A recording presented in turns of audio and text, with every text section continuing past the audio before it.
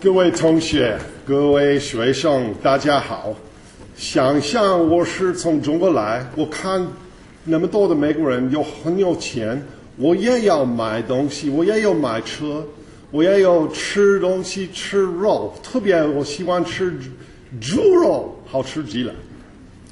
So what I just said in Mandarin Chinese was, I live in China, a country of 1.3 billion people, and we look to America. Americans are so rich, and they can buy cars and houses. I want to buy cars and houses too. I want to eat meat. I particularly like pork. And I think when we talk about wide boundary issues, we also have to talk about cultural messages and population, and not just America, but the whole world. And that is what I'm going to talk about today. Starting out, a picture that many of you may know, but it's kind of profound in its implications. This is the last 12,000 years of human population on the planet. 12,000 years ago is when we stopped largely hunter-gatherer lifestyles and went to agriculture. And at that time, we had 1 million people on the planet. Fast forward to 2,000 years ago, the time of Christ, we had 200 million people. In the 1850s, we had 1.5 billion people, which is about the population of China today, 1.3 billion. And now, as of 2 months ago, we're 7.25 billion people. So when we talk about feeding the world, we have to know what the world is. So in academia and in our society, we have a lot of knowledge, a lot of specialized knowledge. The vertical knife here that gets very reductionist. And what I'm going to talk to you about today is more of an interdisciplinary wide knowledge that's going to go very shallow into some things but cover a lot of different aspects. So to know about the future, and by the way, this talk is mainly directed at the high school students in the audience, and there's a few kind of advanced slides for the veterinarians and academics, but mostly this is directed at you 16, 17, 18-year-olds about the world that you're entering into. And the lens that you view the world with is very important. And most of us view the lens with the world with a political or what we see on TV or CNN or what our friends. What I'm going to talk about today is viewing the world from three what I think are foundational lenses to view our human ecosystem, our human situation on the planet: energy, environment, and human behavior. So this talk is going to be 15 minutes on each, basically, or a little bit less, and then some conclusions. So first of all, energy.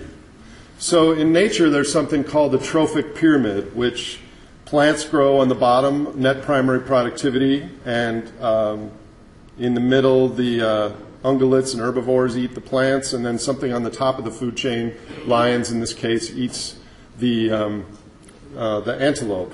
But underpinning all of this is energy. Energy is the bottom building block of the trophic pyramid. We need energy to create the net primary productivity in the plants.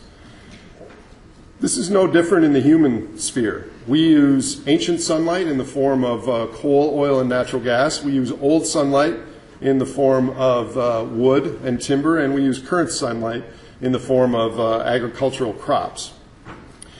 Now, most of our decisions are made on financial metrics. We've parsed everything in our system into dollars. But dollars are really just a marker for what really matters, for real capital.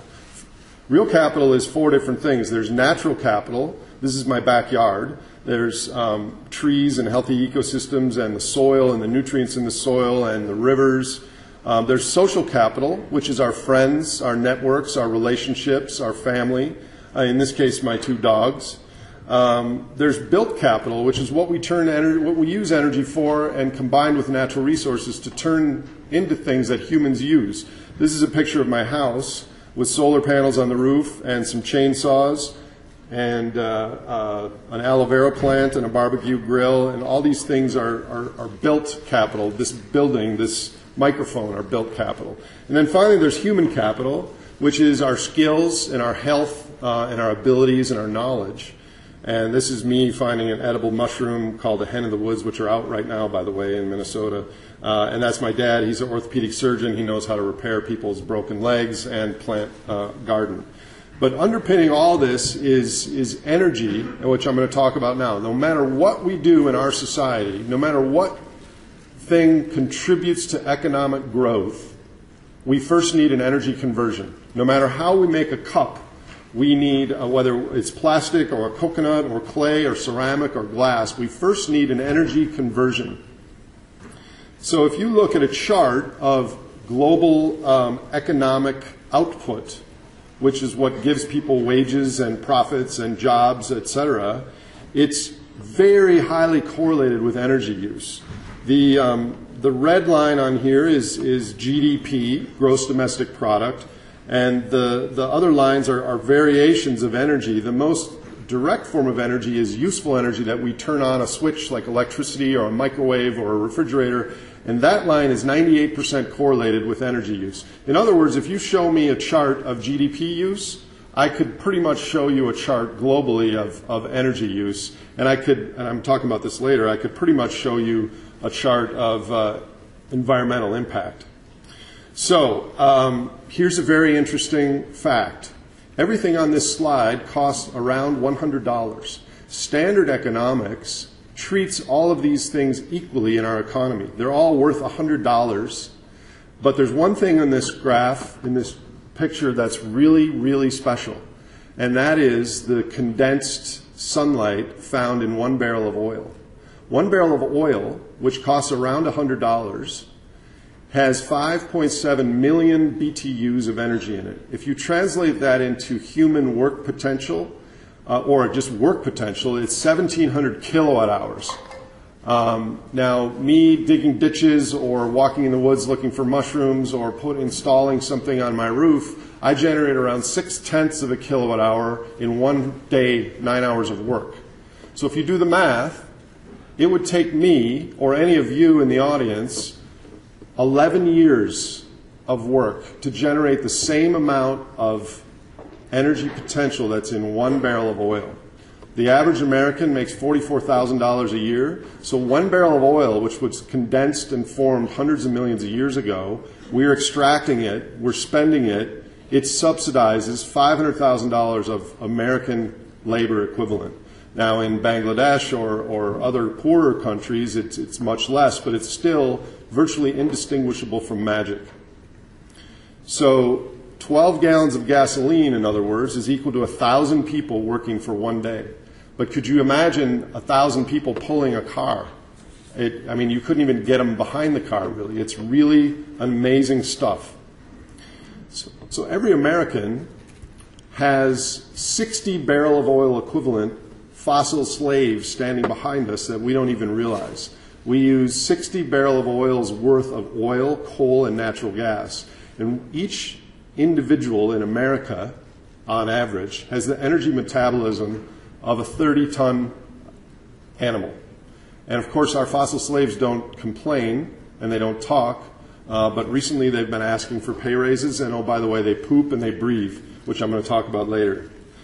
So oil not only has a lot of power in it, but it's incredibly energy dense. It packs a lot of calories into a very small container. So I'm 1/10 of a horse, maybe now just a little bit more. That's my horse, which is 1 horse. That's my utility vehicle, which is 45 horsepower. And that's my truck, which is 150 horsepower. So the amount of gasoline in this little container will push that truck 6 or 7 miles down the road. It's awesome. So this is a graph showing global energy use of various sources for the last 200 years. The beige part on the bottom is biomass, which was mostly trees and such. Where I got my PhD in Vermont, in the 1850s and 1860s, there's pictures on the wall, it was completely clear-cut. They used all the trees for timber and fuel. And then we found coal, which is the gray area, and then the green is oil, the red is natural gas, the light blue is nuclear, the dark blue is hydro, and the little pink on top, the yellow on top, is solar and wind. We've continued to add primary energy use globally in every single year except 2008 when we had a slight downtick because of the recession. So in 1920s, talk about agriculture, fully 30% of the crop, the agricultural land in the United States before we developed cars was allocated to feeding our horses. That's not the case anymore, obviously. So what does this mean? This incredibly powerful fuel increases our wages, it increases our profits, it reduces the price of the things we buy, and indirectly increases our population. So the key story of industrialization is adding huge amounts of incredibly cheap fossil labor to do things that humans used to do. If you take, for example, driving a car versus walking, you're going to use, depending on the boundaries, between 100 and 300 times more energy if you include the gasoline, the building of the car, the building of the freeways, than you would by walking, and you're going to get to where you're going 10 times faster. So this is a trade that we've done worldwide on all aspects, is replace things that humans used to do with super cheap pixie dust, basically. So let's do I live across the river here in Wisconsin. I'll do a Wisconsin example, which is milking. So you can do manual milking, which takes 30 minutes per human per cow, and there's no external energy except maybe the stool you sit on or something like that. And the wage ends up being $3 an hour. Or you can have today's semi-automated milking parlors that requires 15 minutes only per human, per cow, but you use quite a bit more energy, 300 kilowatt hours per cow. The wage goes up to $5. And then you have this fully automated milking machine where the cow just walks through and the thing's attached to them and milk comes out, and the humans only need 3 minutes a day per cow, and the wage bumps up to $15 an hour. This is an example of how we've replaced things with cheap energy, gotten large benefits out of it. Okay, so this is a little bit, these next three graphs are a little confusing, just kind of get the general gist of it. On the bottom is how many units of energy we're adding to a process, more and more energy to the right. On the left scale is our wages. We assume that wages, profits, price of goods is all condensed into wages. So the four different dots are different prices of electricity and what our wage ends up being. And you can see as wages go up, as energy prices go up, our wage goes down. So here's another way to look at it. At 5-cent kilowatt energy, the more units of energy we apply to a process, the higher and higher our wage gets. Until we get we're adding 400 or 500 units of energy, then we're adding so much energy that it really starts to become unprofitable, and eventually it's a loser. So this example breaks down that basically these benefits we get from fossil fuels start to unwind when energy prices go up or we add too many units of energy to a process. Okay, so I thought that technology was the driver of our productivity, not energy. Well, let me explain that. So there's four basic giant pools of what technology goes towards. The first two are the most dominant. The first one is to replace tasks that humans used to do by themselves by adding more energy. Believe me, I've been chopping wood down for this winter, and without a chainsaw, it would be a heck of a lot more work. So that's human labor replacement. Another thing is to create new devices and new things that humans never did in the past, and now they can do. And that also grows our energy requirement. Another thing is we make power plants and things that we use more efficient. So that actually reduces our energy use a little bit. And then the fourth thing is technology can develop new energy sources or new technologies or find energy where it wasn't before. But the message here is that technology is largely a vector for more energy use. It creates a larger mousetrap. We think that we're getting more efficient, but the efficiency is overcome by new developing countries adding to their resource consumption, etc. So the mousetrap keeps getting bigger and bigger and requires more energy. So in nature, there's something in optimal foraging theory called the energy return on investment, which is we don't measure things in dollar terms, we measure things in energy terms. If a cheetah chased mice all day long, it would be highly successful, but the energy that was in the mouse would be smaller than the energy output that the cheetah did. And in nature, organisms that have a large surplus of energy from their prey to the energy effort that they did put out have advantages for mating, for reproduction, for homeostasis, etc. So this same thing happens in the human sphere. In the 1930s, we would invest 1 barrel of oil and we would get 100 back. In the 1970s, we had to go deeper offshore, and we would invest 1 barrel of oil, we would get 30 back. By the year 2000, it was in the low teens.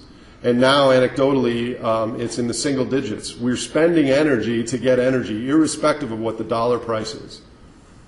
So in standard economics, we follow the blue curve, which is that things get cheaper and cheaper over time, like toasters. We get more efficient and we outsource to the cheapest area of production. And we assume that that stays true for energy, but it doesn't. Energy actually follows the red curve, and it becomes more costly to extract after the easy stuff has been slurped out. So this is kind of a proxy for global energy prices the last 30 years. The green is oil, the red is natural gas, and the gray is coal, and these are way above trend of how we structured our policies, our institutions, and what our aspirations were. And I'm going to talk about that a little later. So you might have heard the term peak oil, which is when a region or a field or the whole world hits a maximum production and declines. The United States peaked in oil production in 1970. The red is the lower 48, the light blue is Alaska, the dark blue is offshore, and this green, which is tight oil in the Bakken Shale and Marcellus and some of the other shale plays, has basically had this huge spike up in the last few years, and because of that, the world oil production is still growing very slowly. But that oil costs $75 to get out of the ground, whereas 10, 15 years ago, the average cost was $10. So it's not an issue of how much of this energy we have, it's an issue of the cost. If you think back a few slides, when energy costs go up, the benefits to society go down. This also carries over to food prices. Energy, we need between 10 and 15 energy calories of oil and natural gas to get food to where it's growing. I mean, the whole food production chain needs 15 fossil calories for every 1 food calorie. So you can see the correlation in prices over the last 15 years is very high. So we talk about renewables. I'll just briefly mention it here. Renewables have come down in price quite a bit.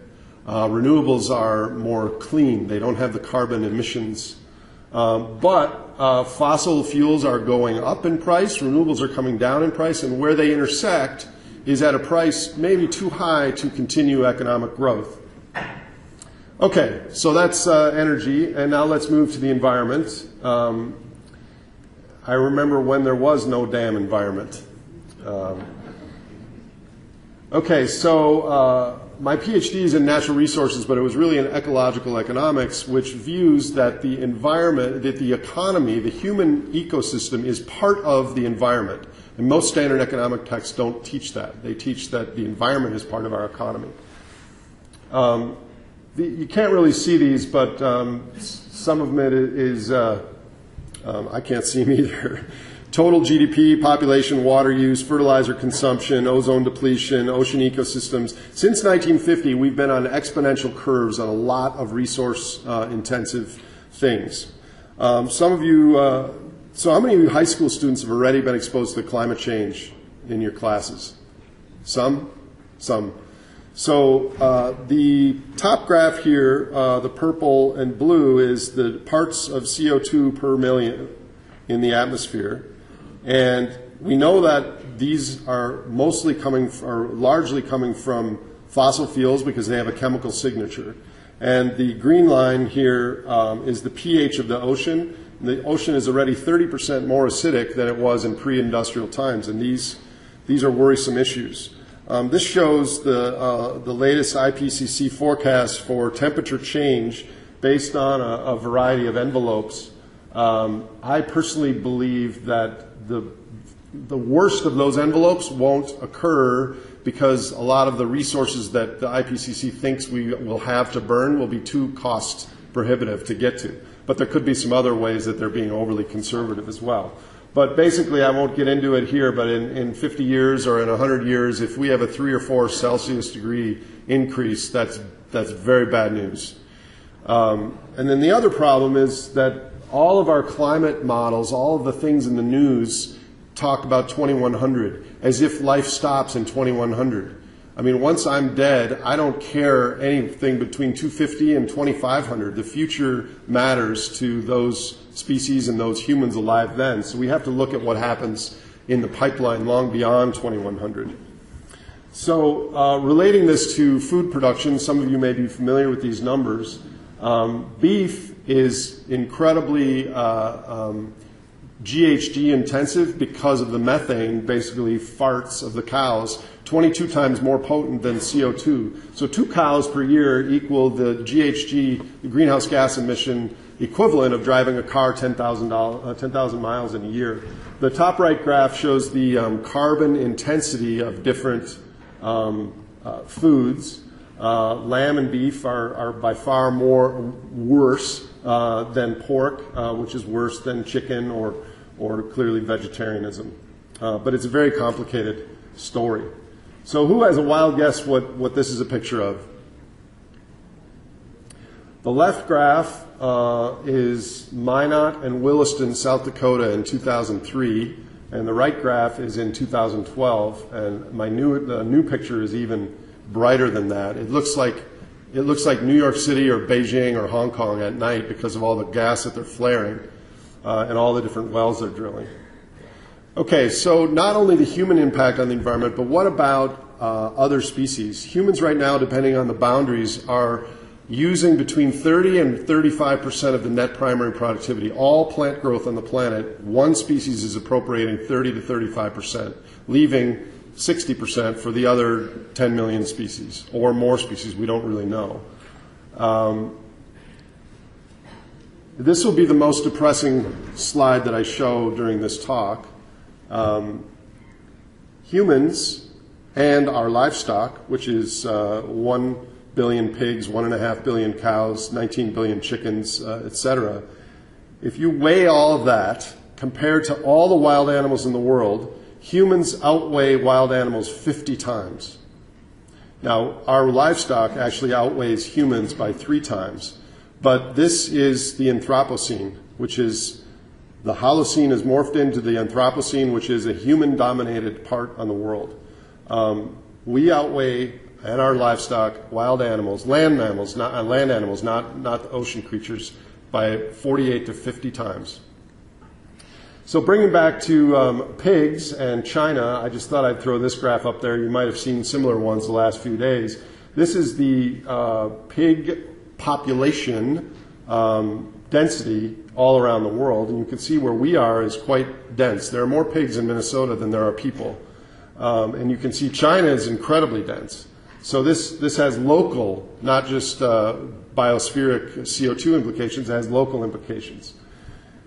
So there are also ethical considerations on how we treat our animals and our livestock. And I don't, just like I don't blame Exxon and ConocoPhillips for our CO2 problem, I don't blame, the agricultural companies for the ethical treatment. It's a market issue. If Americans and people care about how animals are treated, they would vote with their pocketbook. But as you're seeing, as benefits decline, some of these trade-offs, would I be willing to pay double for my bacon and ham if everything was treated properly and humanely? Well, most people would say no. So people are just, ag companies are providing things at the cheapest that they can. But ethics on how we treat animals is an issue. So what's an armadillo for? High school students, tell me. Someone raise their hand. Who knows what's an armadillo for? Well, an armadillo is not for anything, and that's kind of the point. We have an anthropocentric viewpoint where everything out there is supposed to have some benefit to humans, and there are some things that just live their lives because they are on the planet as well, and it doesn't have to have a value to us to have a value. Okay, behavior. So we are related to every living thing on the planet. We evolved from apes, not the apes that are alive today, but other apes. And it's kind of hard for some people to believe, but we share 98% plus DNA with chimpanzees and bonobos. We share 90% of our DNA with a cat, 80% with a cow, 75% with a mouse, 60% with a fruit fly, 50% of our DNA we share with a banana. We have common ancestors all the way back, and we are intertwined with every living creature on the planet. So why is this relevant? Well, this gives us clues about our behavior because our ancestral past had very different conditions than we have today. Today we're unbelievably rich and we have so many things that we can access. Our ancestors largely had nothing. They were close to starvation all the time. So to view our brain in a hierarchy, I like to say it's a triune brain. There's the basic reptilian core, there's the mammalian system on top of it, which is emotions, and then there's the neocortex on top of that, which is our like mortgage payments and thinking about exams and how do I get to the conference. Okay, so you know that you're not going to invite some really crazy guy to this conference, but these girls were talking here, and what happened there is they weren't really listening, but some other aspect of their brain, their reptilian fight or flight, took over for that second.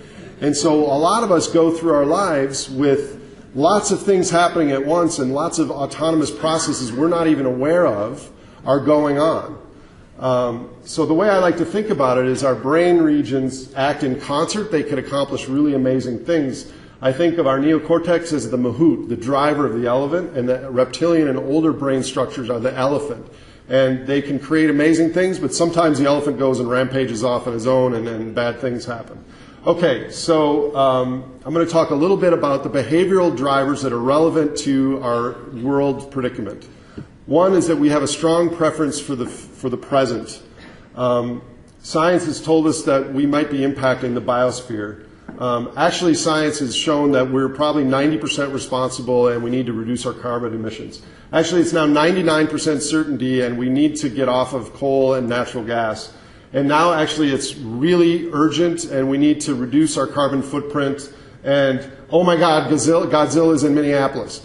We don't do things until we see the crisis. And this has evolutionary origins.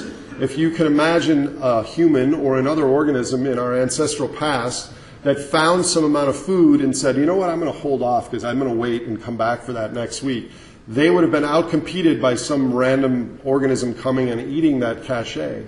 So ultimately, this is called a discount rate, which is how much we value the present over the future. When you high school students graduate, you're not going to be thinking, okay, what do my grandkids look like? Let's solve climate change. You're going to be thinking about getting a job and an apartment and a car and things that you want. And that's absolutely natural. And that's how humans are the world over. Okay, status and sexual selection. Major driver in nature, major driver in humans. If you think about a peacock, that a male peacock has this unbelievably ornate, huge display on its tail. For three reasons that's bad. One is it requires a lot of resources to get that tail, a lot of minerals and bugs and such. Number two is it's conspicuous to a predator would be able to see it from far away. And number three, if a predator does see that peacock, it'll be much more difficult for the peacock to fly away. All three of those negative fitness hits are dominated by the female's preference for an ornate, showy display. And this happens in the human environment as well. Every year we see some billionaire is going to announce that they're going to build a 4-foot longer yacht than the world's largest yacht the year before. So we compete for status in the human sphere, and right now that status, not always, but right now, it's largely correlated with our bank accounts. The billionaires are the people with the most status. So it's basically, there's been research show that it's our rank of relative income and relative wealth that matters more than the absolute. So ask yourself this. Would you prefer to live in a 4,000 square foot house when all your neighbors' houses were 6,000 square feet? They're bigger than your house. Or would you rather live in a 3,000 square foot house, a smaller house, When all your neighbors were even smaller yet, a 2,000 square foot house. Well, the vast majority of people would prefer to live in a smaller house as long as it was bigger than their neighbors. And think about this. Think about how this is driving our demand for more stuff, and how we Americans are sending a message to the rest of the world of what we should compete for, what we aspire to. In nature, there's a negative feedback to overconsumption. If a lion eats 3 gazelles, the third one's going to get stuck in his esophagus and he'll stop. If a deer grows antlers too big, they'll weigh too much and he'll fall over. In the human system, there are positive feedbacks. I used to manage money for billionaires on Wall Street, and they would have $300 million, and they'd say, I get to $400 million, I'm going to quit. Well, 5 years later, they had $600 million, and their buddies all had $2 billion, and they kept going. They didn't care about the money. It was about the brain chemicals they got during the day in order to get the stuff. Status also matters in situations like this, where I'm speaking to respected veterinarians, etc., and some of the things I say might be threatening. I've worked with people in government on some of these issues, and there's like a status ceiling of what can be acceptably said in a meeting. And if you say something outside of that, you are ostracized. So status matters. We will not willingly do something as high school students or as people in our 40s or when we're 60 or 70 that reduces our social respect. Okay, addiction, habituation. So there was an amazing seminal test done on monkeys where they attached a headset, they played a tone to these thirsty monkeys, and when they played a tone, they gave shortly after a squirt of fruit juice in the monkey's mouth. And they measured the dopamine neuron response in the monkey. Dopamine is one of those pleasure, reward chemical neurotransmitters that was associated with reward in our ancestral past. If you see something on the horizon, ooh, that might be food or that might be danger, pay attention to this. Well, what happened is they started playing the musical tone again and then give the fruit juice. And the monkey, quickly their dopamine went from 60 to 50 back down to the baseline. And what they learned was that we don't respond to the reward, we respond to the anticipation of the reward. And if the reward becomes expected, we get nothing. So we are very good at the wanting is much more powerful driver of our behavior than the having.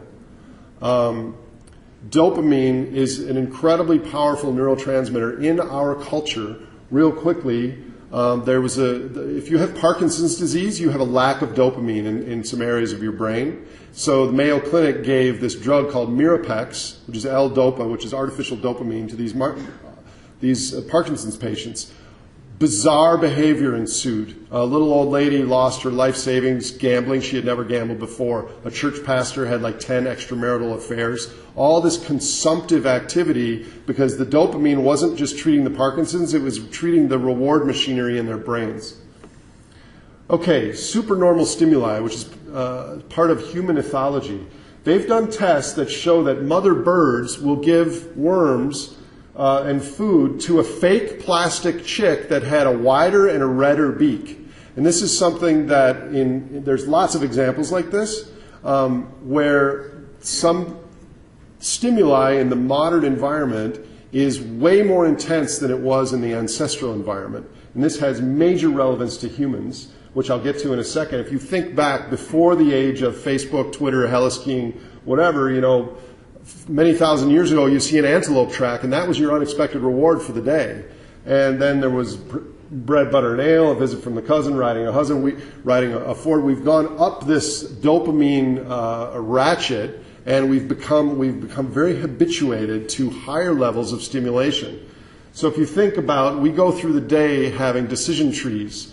Some better choices, some worse choices. Exercise, watch TV, a salad or a burger, homework or video games, save the climate or go on vacation. And as we become more neurally habituated to more quick stimulation, these decision trees kind of tilt downward until we end up making choices like that are probably not good for our ultimate environment.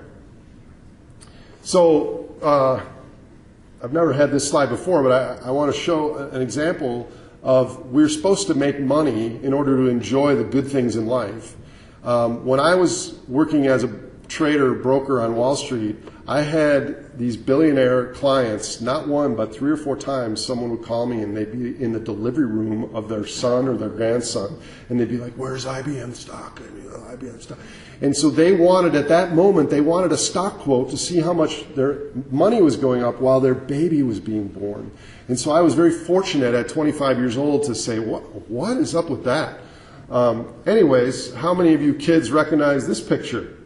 So this is a real issue because your brains are being hijacked by very quick response things.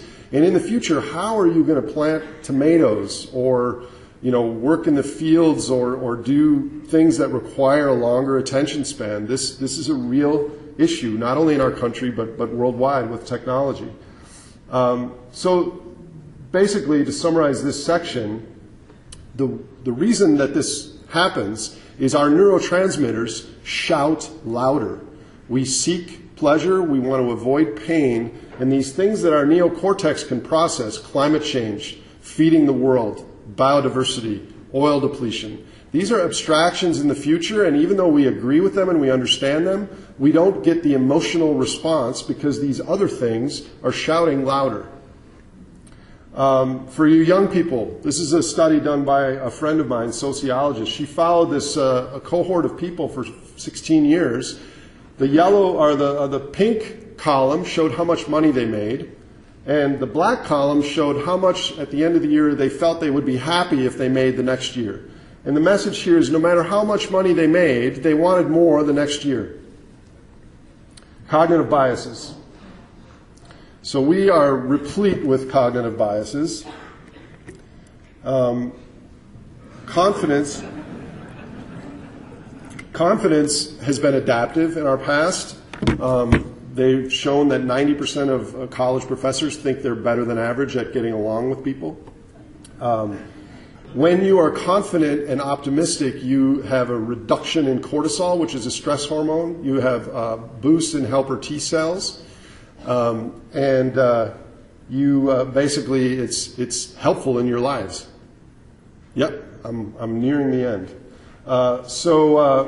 We also naturally choose outgroups. When something is wrong, we blame the Republicans or the Democrats or the tree huggers or the Muslims or the Chinese or the rich or someone. And the truth is that the blame is towards more costly fossil fuels. So our behavior is to blame maybe the wrong thing. Okay, behavioral overview. I'm going to skip that because I'm running out of time here. Synthesis. Basically, we turn energy and resources into dollars and dollars into feelings plus waste. That's our human ecosystem. We've also gone from a regional and local economy into a global economy, which has very complex supply chains. In the 1970s, 90% of the food in the University of Minnesota in Minneapolis was grown within 100 miles. Now it takes 1,500 miles to have the average food in America get to where it's going. I'm going to skip that. Basically, other than the top 5% of wage earners in America, 95% of people, growth has already ended. And that growth in terms of wages stopped 10 years ago. I'm going to get to the important slides here. So I did a paper on the relationship between primary energy per capita, which is energy use, and happiness, very happiness. The percent of people and 12,000 people surveyed, how many were very happy. There really isn't a huge correlation once you get over your basic needs. The United States uses double the energy as the Netherlands. We use 38 times the energy as the average Filipino, yet we're equally happy. So once we have our basic needs covered, we don't need a lot of extra stuff to be happy. That's what this graph shows. In America, once you're over $55,000, $60,000, which is where that pink sphere is, more income after that has very little incremental happiness. I'm making $45,000 a year right now. I used to make $500,000. I've spent all of it. I've never been happier in my life because I get paid in things other than money. I get paid in, educating people and the feelings I get from doing pro-social work. So there's a story there. Okay, conclusions. Summary first. Money is a marker for energy and natural resources. In the long run, energy is what we have to budget and spend. For most people, growth is already over, but this is only growth in material stuff, not necessarily growth in well-being or happiness or meaning in your life. There's no shortage of energy, but a longage of expectations, and we don't necessarily need more energy to be more happy. Biology determines what we need. Culture dictates how we get it. In your lifetimes, we will likely go towards a lower consumption, more local and regional future. We are still incredibly rich by historic standards and have the most knowledge and science ever assembled about our supply and demand constraints and opportunities. The average American consumes 235,000 calories of energy a day. Our bodies only need 3,000. So we've got like a 90-to-1 buffer on so plenty of opportunities for benign trajectory. Okay, let me speak briefly to the vets and academics in the audience, just some suggestions given what I've just said. More skills and knowledge applicable and relevant to a future with less stuff and more environmental constraints. We need detailed expertise and continued specialization, but perhaps the academy can stop rewarding hyper-specialization associated with reductionism. Number 3, develop a holistic awareness of our human relationship to the natural world and use that as a platform from which you work. Number 4, don't be afraid to have and defend an unpopular viewpoint. A highly educated, disciplined mind is a terrible thing to waste. Number 5, perhaps new rules for tenure track or successful business people to have some pro-social giving, paying it forward capstone when they reach a certain age. Okay, some suggestions for the young people in the audience. Learn as much as you can and acquire knowledge, especially in the fields of biology, physics, chemistry, the natural sciences. Start thinking at a young age in terms of real capital, that money is just a marker for the real things in life that give you meaning and happiness. Number 3, observe, listen, experience, and then think for yourselves. Number 4, we need technology, but not new gadgets. We have too many gadgets, in my opinion, to help us transition to a more sustainable arrangement with the planet and each other. But this might equally come from the demand side, how we reconstruct how we live, than the supply side of designing new things. We need both. And finally, someone in the very near future has to wear the adult pants, so to speak, and look at our predicament using multiple lenses instead of just the profit lens. So we are passing the baton in very real ways to the future, and I think all of us can play somewhat of a role in that.